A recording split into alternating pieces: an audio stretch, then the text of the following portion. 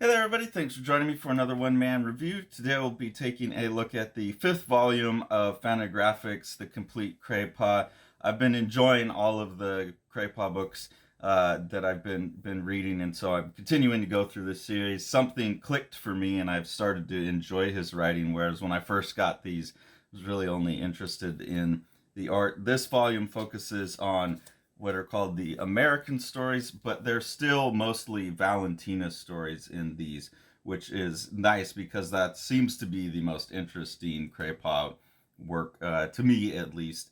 I'm finding out as I go, like there's, even though there's a lot of like strange BDSM stuff, which I'm not into, that the character herself really has a story that justifies those kinds of excursions, I guess, that he takes in the artwork. So this one mostly is happening later in Valentina's life, which is also interesting. There's some things going on in that I found intriguing, and we'll get to that as we go through it. Not as much formally interesting stuff in the art as in volume 4 at least, but still a pretty interesting piece.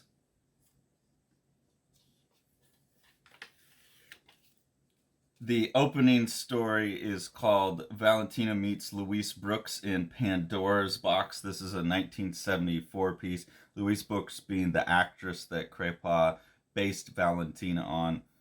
Right here, we get a really interesting, I think, little bit of imagery where Valentina's face is being mapped over this kind of like more fake cartoony face, just kind of talking about the association of identity with the Louise Brooks character. This is a mostly surreal piece here, so this is like one of Valentina's dream life pieces, I think. Then there's a kind of like little library here, a little gallery of single illustrations that come together that have to do with Valentina meeting Louise Brooks. And these were apparently sent to the actual Louise Brooks in a little booklet that opened up a conversation between Guido Crepax and Louise Brooks, starting when she was 69 years old, I believe. The strange thing is that and all these letters are printed in here, which is a kind of interesting little addition to the complete Crepax. I think that there's this historical bit. The first book that was sent, the booklet of these images, was sent over without any explanation. And so I can only imagine this like 69-year-old actress getting this book of drawings of what looks like her and these fairly violent sexual fantasies. And she writes back and writes back to the publisher and say, "Could you tell me who sent this? You know, I don't read Italian. I don't know what this is about, but they're mystifying."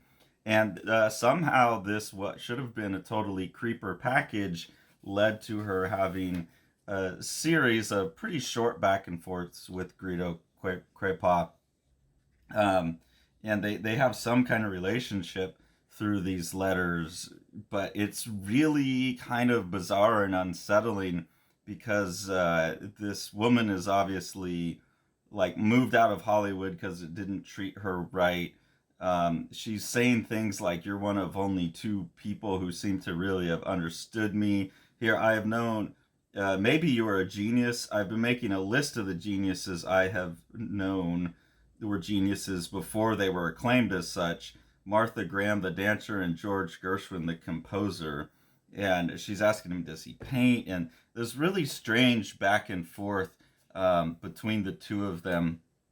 But she seems to mostly have been enamored with the Valentina character and felt like it represented her well and was excited about the material. So, it's it's a little creepy, but it adds some weight to the work, I guess. Then we get another little kind of series of surreal shorts here called Dixie Dugan. They're done in a more comic strip format for the most part, and these are kind of Valentina encountering a comic strip character who had apparently been based on the Louise Brooks, so like an old like comic strip character. So now there's these kind of double layers of the tribute to Louise Brooks, which is still again a little bit extra weird to me. The first like real story with any real narrative meat in this book is Magic Lantern. This is a 1976-78 drawn piece. This is Valentina and Philip. They're getting into this house that they find that draws their attention for some reason, and the guy in there starts to play a role in the story. It leads to a bunch of like strange, surreal dream sequences that delve into a lot of like the typical Valentina tropes. But I particularly like the composition on this page with her in the middle looking through the binoculars.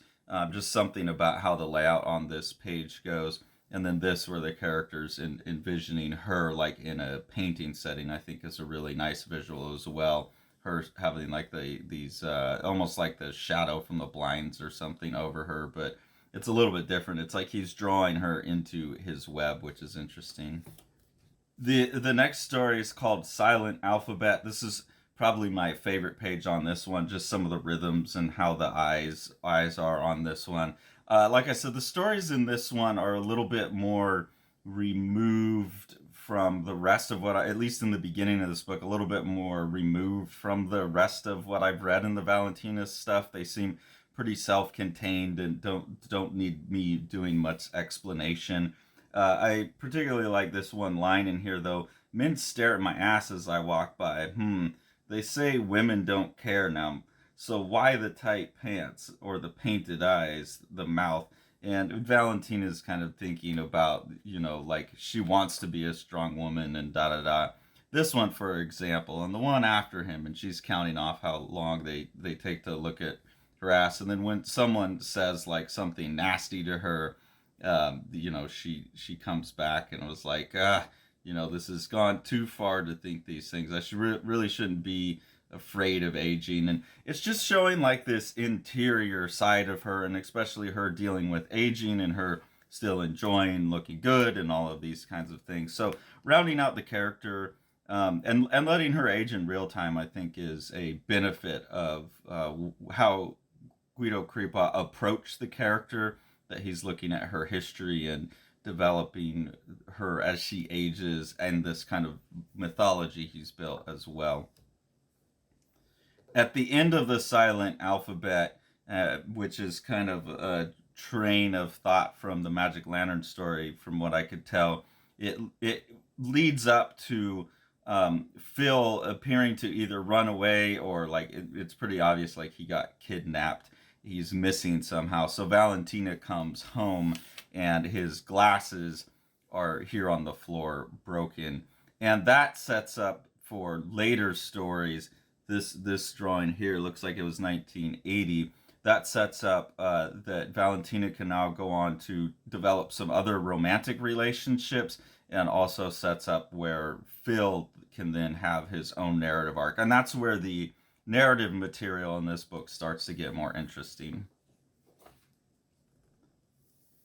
There's a very long story in here called Nobody. This is where you get this conjunction of what Valentina's been up to, and then you have Philip going on.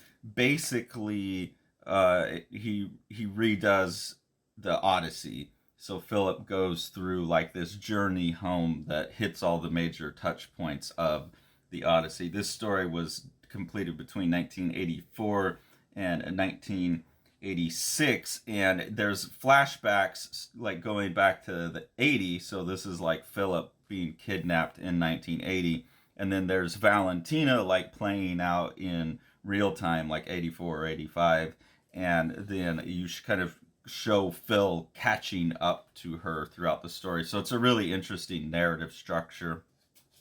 Really cool imagery here as Phil meets Polyphemus, the Cyclops from the Odyssey. Phil has been kidnapped by the Subterraneans. That's who's kidnapping him here. The Subterraneans are the people who kind of kicked off the Valentina saga, the people who see her as their Mother Mary figure, who are looking at Phil as a subterranean half-breed and her having a baby. Phil and Valentina having a baby, their son Matthias. This is someone I think is kind of going to be a savior figure. That Mother Mary structure is one of the things I really appreciate long term as like an issue with Catholicism that Crepax himself is obviously dealing with, and looking at what it would be like for a woman to have those kind of expectations placed upon her. Now linking that with Greek mythology gets really interesting, but really, really enjoy the imagery here as he's coming up with a Cyclops. This is not what I would think anyone else would come up with, the Cyclops, like half of the head missing and these weird spindly arms. Very, very cool imagery.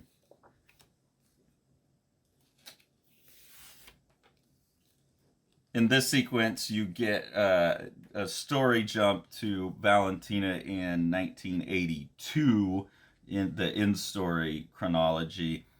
This is one of a number of times that I've seen these sequences where Crepax really does these minute moment-by-moment transformations of Valentina's face as she's watching a movie, or in this case, a musical performance. Given the kind of BDSM sexuality, erotica built into all of this, it's always very hard for me to not compare this to the end of Eyes Wide Shut, where you get that long shot of Nicole Kidman's face, and she's just really, really acting really subtly but powerfully. I'm not sure that I would go so far as to say that Stanley Kubrick had seen this material and used that as an influence for the film. But given that there was a Valentina movie that was like a strange underground classic of erotica, it also wouldn't surprise me if that was like a hidden connection, because there's something about this that seems very, very tied to that scene. Maybe I should have looked that up before I made this video to see if anyone else has made that connection, but I'm curious about it. There's something very similar in tone. We get introduced in this story as well to, I believe there's been some other stories with these characters that I haven't read yet that are in later volumes, but the two lovers that Valentina's juggling, thinking that Phil is either dead or has just, run away or something, that he'll never be back. There is the musician Bruno, who she's in a relationship, and then she also is living with a younger gal named Effie, who she's in a sexual relationship as well. So it's interesting to see that evolution in the character, that, as you get the character older and you have like the love of her life character, I feel like those aren't normally the type of things that you would see in a story, that character goes missing and you have this woman move on. The freedom of Valentina's sexuality is also very interesting, with her having had relationships with Arno and Phil at the same time, kind of having these open relationships. This stuff being published in like 65, 70s, 80s, this must have come across as very forward thinking as well, which is interesting. Phil, in the story timeline, it comes up out of Subterranea in 1980, and he resurfaces in America, in Wisconsin. It's part of the story that like the subterranean world like moves separately from the surface world. So as the world turns, like you could go in Paris and come back up in America. So he's coming up here in America and running into, I believe this is supposed to be the Lotus Eater people. These are people that very much take him in. Yeah, these are the Lotus Eaters. They take him in and they keep him drugged. So it's one of the many steps he has to overcome to get back home and get to his beloved.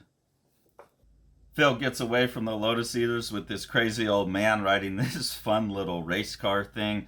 He's playing the Aeolus character, so they take off. They're very quickly encountering the Lestrygonians. I have to wonder, like, some of these drawings here seem very Rob Halford for me, and this being now in 84, I have to wonder if that was a visual influence on what Crepax was doing with that kind of leather BDSM look that goes along with that whole vibe. Valentina and Phil's son Matia comes back into the story. He's the Telemachus character. This is 1983 in story continuity, and he's flying back to meet his mom Valentina, and they talk about him being 6'1", but he's also 13 years old, which is strange. So there's obviously still building the fact that because he's like 1/4 subterranean and his mom is this celestial woman that they talk about, that he's kind of this superhuman figure of some sort. This volume doesn't really resolve what that actually plays out to. I don't know if that gets resolved in these stories or not at all. Also, Matia says that he draws, and so Valentina is asked to see some of his drawings, and you get this drawing here, which is not a bad drawing, but it seems like a little like what a really talented kid would do in terms of like cleaner lines and kind of awkward use of cross hatching. So that's a pretty interesting thing. He's drawn, like a basketball player. I thought that was an interesting little detail in the story. I also have to wonder if one of Crepaugh's kids drew, and this is a way for him to get one of his children's drawings in there. I'm not sure, but it's an interesting addition. Phil also gets trapped by a Cersei character. She's a sculptress who like basically kidnaps people, and she says they're not sculptures, they're transformations, and she kidnaps these people and basically puts them into these sculptures of animals that she has. So you're getting those Cersei transformations from man into animal. That's a really kind of terrifying part of the book to me. It reminded me of that Kevin Smith movie where they turn the guy into a walrus. And of course, this is something that Phil's going to have to escape from. This page here is an example of my biggest complaint with Crepaugh. I've pointed it out in a number of the other reviews, but I have to point this one out in particular because it's so convoluted, where you'll read your reading order, because he's being so playful with the page composition and panel layout, the reading order gets really tortured and he has to use a lot of arrows, and sometimes he doesn't use arrows and he'll just leave you to figure it out. But the reading order goes from here to here to here to here to here, and then that's like the end of the page, and then you kind of just have to choose to jump back over to these. There's some other pages too where he'll leave you like this is the last panel out. So those things I feel like he actually gets worse with the longer he goes.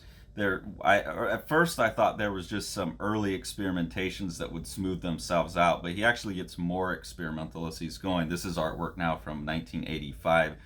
And his willingness to use the arrows and stuff earlier on, he would like couch them in the artwork cleverly. These later stories just seem to be like fuck it, I just like the shapes on the page, and I'm okay with that from like a meta compositional standpoint, but it just seems very artificial and breaks the flow of the story to me. So that's an aspect of his work that I'm never a fan of, but it's balanced out by so much other stuff. I still obviously love Guido Crepax. Crepax obviously is also a huge fan of jazz, so now Phil is with the Calypso character, and he gets really sucked into like a drug-induced music kind of relationship with her, where he's like mystified by this woman.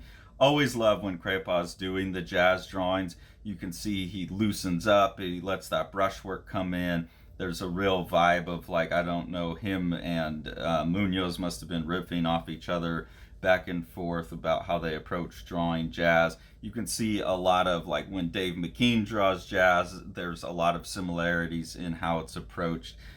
So I think he's just doing some of his best actual draftsmanship in these pieces. His ink drawings, when he obviously has a photo reference, he's a little bit better with hands and men's faces.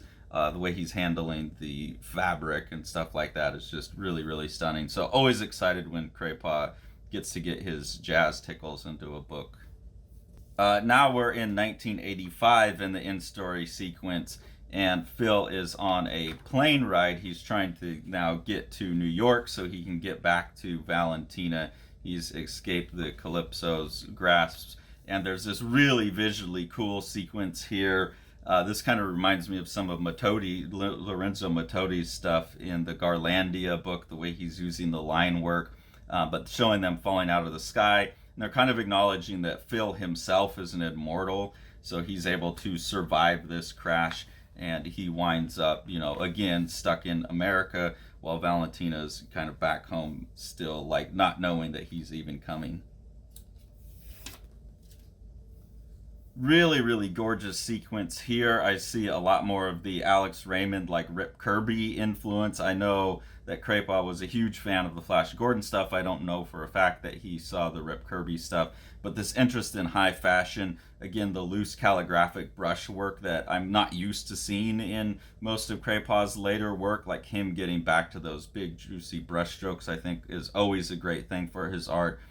Just some of this real subtle, like rhythmic stuff with the eyes throughout, the really cool makeups, the really cool sense of fashion. All of this stuff throughout here feels very like the way Alex Raymond would turn high fashion into like this beautiful calligraphy on the page, the way this bow's done.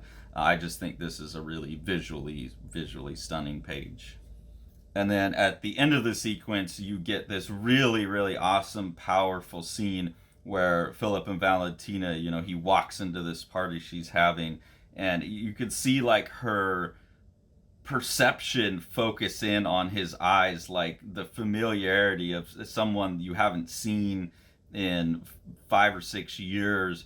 You're checking the face and like trying to assess if it's them or not, and you're trying to get all of what's the emotional read that I'm getting here. Is he happy to be back? What has he gone through? Like how tightly she focuses on his eyes, the almost stunned silence of both of them, coming back to see the love of their life. And then the same thing where he's seeing like these very subtle changes in her eyes and is trying to read it. All of this kind of musical connection, like where this is going on in the background, but they're connecting over the music, the jazz that's obviously important to them. And then this sequence here where it's really showing like time slowing down, like every little moment matters, but it also has that rhythmic musical kind of layout that I like so much from Crepax. I just think with some of his more kind of subtle and controlled page layouts, these ones still have like so much narrative and emotional weight behind them. I'm not sure that like his subtle movements of the eyes are as powerful as like someone like Shuzo Oshimi or whoever who like overdoes it to communicate emotion. So it's much more subdued, but I still think really, really powerful.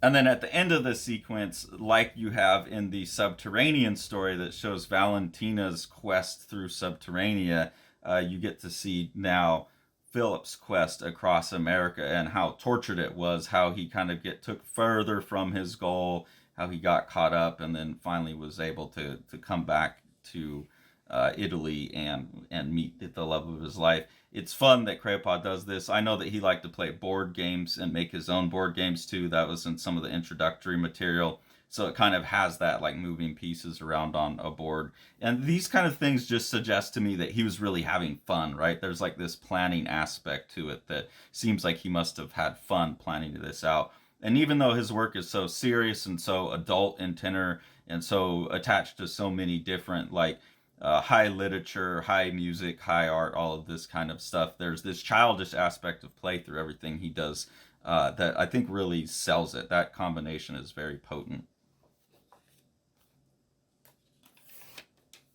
Then you jump back to 1968 and get a really short adaptation of the Bonnie and Clyde story.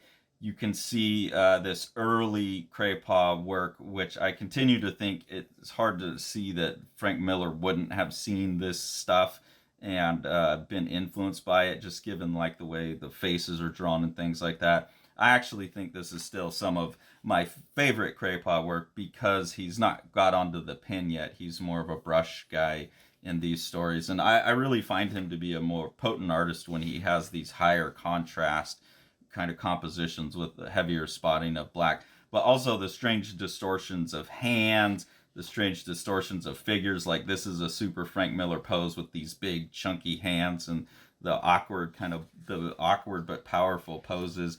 This is another one right here. Just the way the fabric hand is handled, the foreshortening on the boot, the big chunky hands, yeah, again, like the kind of awkward action poses with the big overly expressive hands all throughout, the stark use of black and white. It's really hard for me to look at this and think that Frank Miller was not exposed to this. It seems too much to be coincidental. But also, all of those things that I'm describing that I think Frank Miller picked up on are what kind of sells me on stylistically enjoying the earlier Crepax stuff the most. And then the book ends with a story that I remember reading in Heavy Metal, I think, called The Man from Harlem. This is a 1978 story. It seems like this is Crepax just writing for himself, not adapting anything. I don't know if this is an adaptation, but something that's completely non-Valentina. You start with a boxer here, this sequence, and Crepax obviously loved cameras. Valentina is a photographer, and he's always including these images of cameras, using that as a rhythmic design element to couch circles within squares and have the off and on of the flashes and stuff. And so I really like that. And I think some really, really nice, like powerful figure work in these, and a really cool thing that he's doing. I don't know what he's doing to get these textures, if it's like a pencil on a textured paper or some kind of stamping or dry brush technique, but I think those kind of elements always add to his art.